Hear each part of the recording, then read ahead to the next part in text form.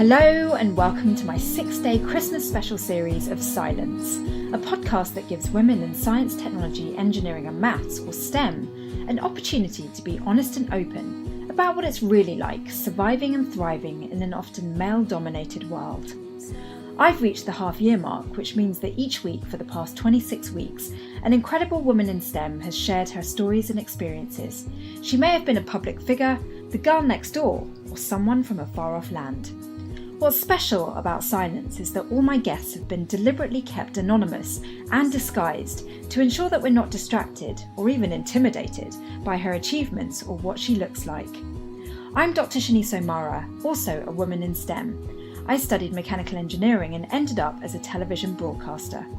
Through my work reporting on some cutting-edge technology and innovation over the years, I've met some incredible females from a diverse range of STEM fields, and some of them have been brave and kind enough to share their personal stories with me on this show.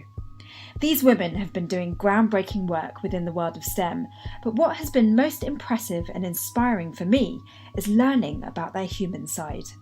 Here are some of the best sound bites from across the first 13 episodes. It gets raw, upfront and transparent, and I hope what you hear in the next half an hour, over the next 6 days, resonates with you too. If so, please do subscribe to Scilence and maybe even leave some comments and reviews. I'd love to have your feedback. Enjoy. I've actually come to be extremely proud that I am a woman in science, and that was mainly through my journey of finding and hearing from other women in science. And I've noticed that they are some of the most influential and inspiring women that I have met that are doing all of these. They're kind of going above and beyond what some of the men I've met do. And that's not like a sweeping statement of saying that men do less and women have to try more to get to the same level as men, but just the women that I've met are so amazing, because hearing what they've had to overcome and then hearing how proud they are that they stuck to it and got through college and got through those classes where they had to deal with the stereotypes and got through those professors who were already stereotyping them. There have also been a number of times when I was the only woman around, and sometimes that felt extremely isolating. And I think that a lot of times my male colleagues would have no idea just how isolating it felt. It took me 3 years of being in engineering school to have a female professor in mechanical engineering, actually in engineering ever. And so when you don't have role models and you don't have people who are really taking you seriously, it's demoralizing. I remember there was this one class where I had this professor, it was also a chemistry class, and I would cry while studying. I found it to be so hard, and the teacher was hard, and then there were definitely moments of self-doubt, even that I am not like these other students that are in this class who I just felt like science has always been their thing. There's just been a lot of comparison, and I just feel like, what am I doing? I feel like a fraud. Sometimes I feel like I'm not supposed to be here. I think that sometimes the world would like to make it think that we are ill-suited for it. If you can't figure out this concept, then you shouldn't be in this. And I've actually had professors tell my friends before that are women, when they go into the class or go into their office and ask them a question or they're confused about a subject, I've actually had those professors tell them, well, you're just not suited for this major. You're just not suited for this path. You shouldn't be in this major. And so I think when you have the world and professors and people like that telling you, well, if you don't get this right away, you're just not meant for this, I think that does make women less sure of the path that they've chosen. I think in many cases, there are women who are choosing it and then choosing to turn away from it. So at least here in the US, we've had lots of discussions about leaky pipes and things of this nature, where you look at the interest that young girls may have in STEM subjects, and you see where their interest drops off and try to target that. But at the same time, you can look further down the line and look at the women who are already in STEM fields and how many of them transfer out of it at the undergraduate level, or how many don't go to graduate school even if they finish their undergraduate degrees. And then from graduate school to jumping into academia, there's another huge drop. And I think it's a difficult problem because it's very multifaceted. There are a lot of different things that you can see as being contributors to it. whether it has to do with societal attitudes or simply the fact that it's not always easy being the only one or one of very few, because you may stick out and not everyone wants to deal with that stress. And I also think it's just that self-consciousness that we have as women when we don't understand something, that we start to question ourselves and start to question whether we're cut out for it, or especially when we see all these men that are just having these light bulb moments constantly and know what the professor's talking about, and it doesn't seem like gibberish to them. It makes it really tough when you see all that happening, and then you look, like you reflect back on yourself and how you aren't understanding any of this. Then you start to question, I guess this isn't the right path for me. And there are a lot of women that I've known that have actually dropped out, or not just dropped out of college, they're chosen different majors, or something like that, just because they felt so intimidated by not knowing what they were doing, or by being that one of five in the class that did not do well on that exam, or just completely missed that concept. Where it does get quite interesting and maybe a bit challenging for women is face-to-face interaction. So, for example, I've been in many situations where I've been in a boardroom and there have been, say, like 12 guys around the table and me. Those can be quite sort of interesting and challenging situations, because I've noticed that as soon as I walk into the room as a woman, the dynamic will change, the vibe changes, the atmosphere changes. And I think that there are some men out there that feel almost relieved that a woman's presence might be included in something, in a scenario like that. But then there are other men that maybe feel a little bit insecure about it, because it's very difficult, I think, these days in particular, for a man to know how to treat a woman without being inappropriate or being considered to be inappropriate. We're living kind of in a day and age where things are a little bit touch and go. So I think women who are in male-dominated industries can often make other men feel quite uncomfortable. And I think that's sort of where the challenges are. But I understand, I've had a friend who was actually going to medical school. And when she wanted to apply, she said that she told her advisor, and he said, "Oh, you're so pretty, you don't need to worry. Like, someone will take care of you. Like, don't work so hard and stress yourself out." Wow. Oh my gosh. Yeah, and I was shocked because she was such a good student and she was such a hard worker, and like it kind of diminished like the fact that she could accomplish what she wanted to. It wasn't quite half and half, but there were a good fair number of girls on that course, and there seemed to be no divide in how good the girls were versus the guys. What was apparent was maybe how we approach the subject, and we always used to joke that, the guys could sit in that lecture and listen to the whole hour and understand theories immediately and go off and apply it, whereas the girls would have to go away and look at that lecture all over again in their own time and maybe from a different angle, and then, after really taking it to shreds and analysing it, then maybe you get that light bulb moment. And that's a massive sweeping statement. That was just my experience. The stigma that girls aren't as good at math. I'd like to think that no one would say that. I certainly don't believe that's true. And I've noticed that aside from maybe one or two women that I've had in my classes, it's generally the men that are answering all these questions or going up to the board and solving this problem, because even though we just learned that concept that day, they already understand it. And I never really noticed the women doing that. They usually would sit back and watch, take notes. And I know for me, I would do the same things. I would need to, there were two reasons why I would do that, is because I would need to go home and I'd want to go back through, read my notes, read the professor's notes, relearn what I had learned. So it took kind of a couple times for me to get a concept. But then also because I was a little worried of answering a question or trying to solve a problem if I didn't completely understand it. So I didn't want to take that leap and then crash and burn and get the answer completely wrong and then have that go into the stigma that I have no clue what I'm doing.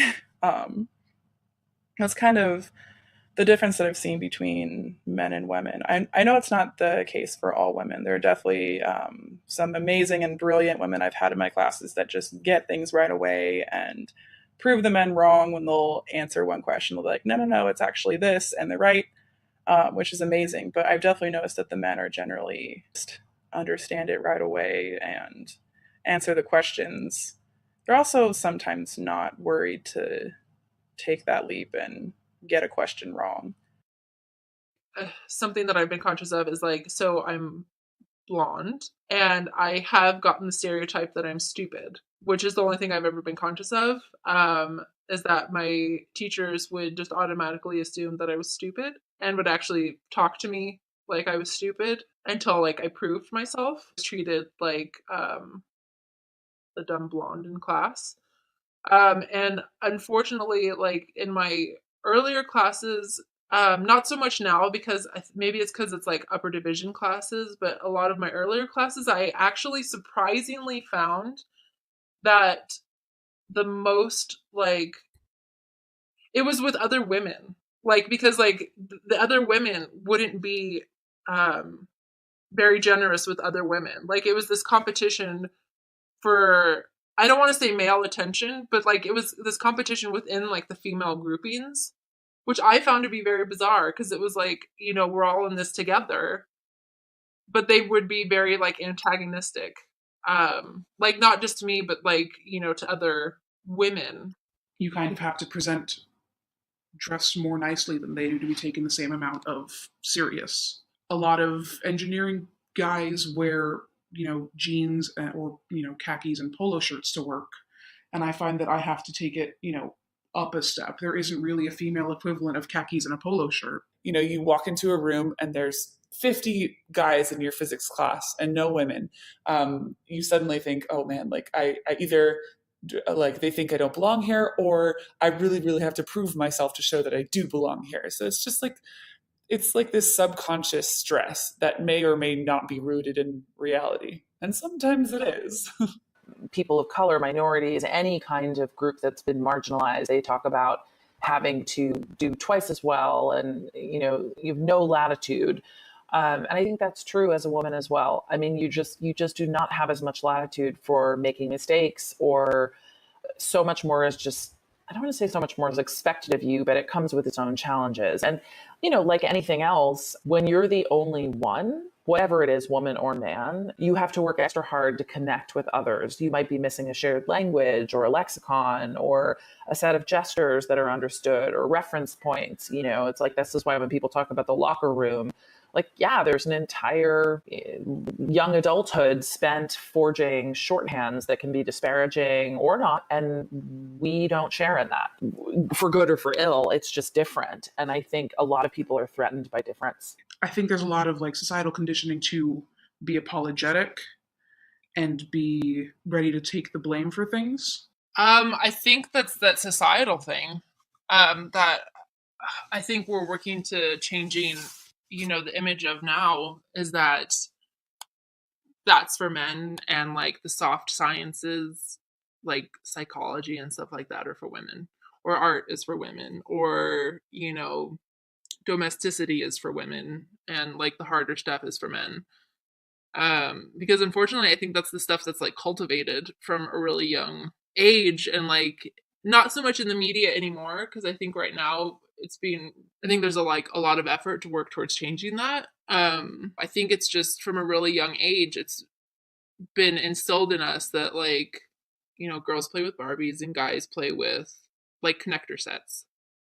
One thing that I am aware of as a woman in something like STEM is just the natural tensions. Sounds like a bit of a negative way of putting it, but it's sort of the natural tensions between men and women in subjects in STEM, because at the end of the day, biologically, there will always be that sort of dynamic between the man and woman. So I think when you're in industries which are a bit more male-dominated, you can sometimes feel the pressure of being a woman. I wouldn't say that I'm a girly girl. When I was a kid, I was like a wannabe tomboy. Like I remember going through puberty and like starting to get boobs, and I was like, no. And I had seen this girl in a movie like binding her boobs to pretend to be a boy, and I was like, I'm gonna do that because I was a wannabe tomboy. But then as I got older, I was like, you know, I actually like wearing dresses and I like being kind of girly sometimes.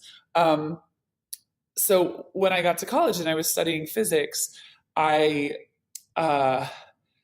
felt like I kind of was reverting back to that like wannabe tomboy thing. Like I was wearing like sweatpants and like big t-shirts to sort of hide being really girly and to fit in better or something like that. I don't know. I was like not wearing any makeup and things that I normally would do. I would probably dress a little bit better normally or wear a little bit more makeup in public, but I was like playing down being girly while being a physics major, and I feel like that was a bit uncomfortable. It was like trying to be something I was not, but like standing out or trying not to stand out.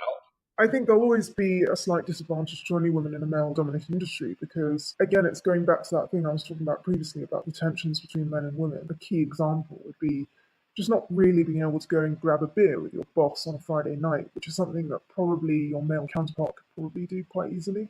And then you have your conversations, you get friendly, and it's easier for your boss to understand who you are and to, be more on your team when it comes to promotions or raises and things like that. I think for a woman, unless you have female bosses, it's quite difficult to have that personal relationship with the seniors above you, and therefore to have them understand your needs. In hindsight, I may feel that I've missed out on something if I don't have kids or if I don't get married. But then you make your choices, and again, it's largely about compromise. I don't really have the answer right now. I don't know whether I'm doing the right thing. I don't know whether I'll have any regrets. But what I do know is that I'm very interested in what I'm doing and I'm enjoying it. And I think the minute that changes, then maybe it's time to rethink the plan. Less of that is about feeling out of place, and more of that is about kind of how you're raised, which is, no fault of the people who raised me. They're great. My parents kind of had these conflicting parenting styles, which I think eventually kind of led me to engineering. My father was actually a software engineer, so he was always into STEM and, kind of showing me those things, like buying me little science kits or buying me books about math and things like that.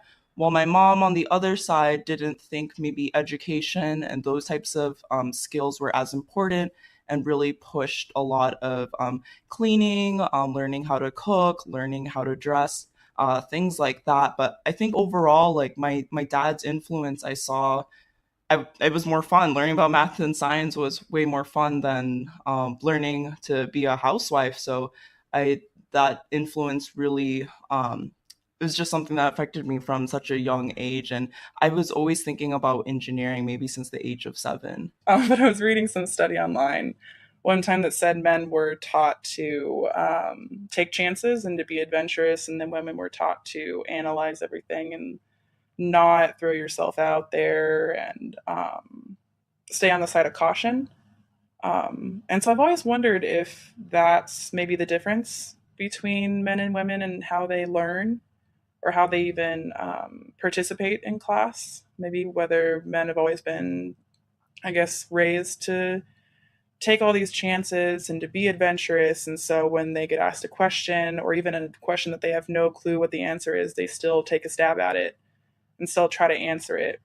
Whereas, at least for me as a woman, I kind of err on the side of caution and make sure I know for sure that that is the answer to the question my professor's asking before raising my hand and answering it. And even then, I'm still worried that I've completely missed the mark and that I'm wrong. I never fit in. So I think I was pretty self-conscious early on. I was really aware of, I just didn't look like other kids and I didn't quite fit into my town. My mom was an immigrant and my parents were just different. So, I think I was always aware of being different. And I also,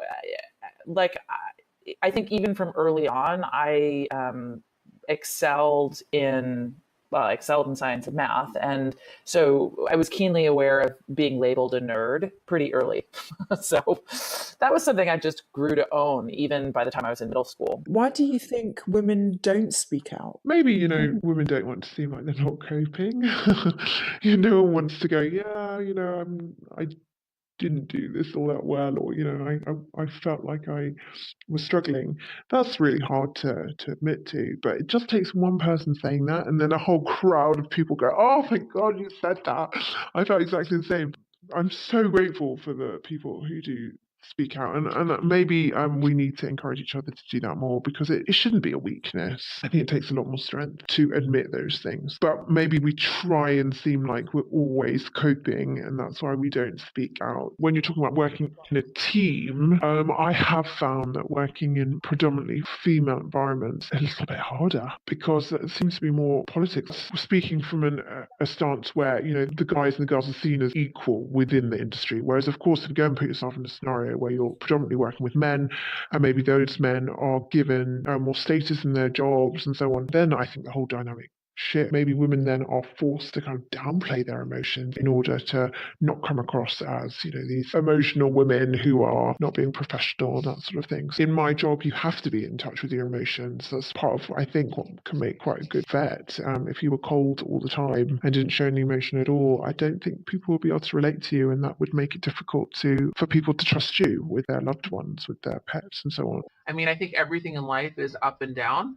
And I think everyone has ups and everyone has downs, but just trying your best to find the bigger picture. And if you love what you do, I think the reason I'm so positive is because I love what I do. Like, I'm passionate about public health. I think that not a lot of the guys in my program have similar issues all the time, just because of the way, you know, society is like, men are allowed to do this, men are allowed to be bad at this and still be successful.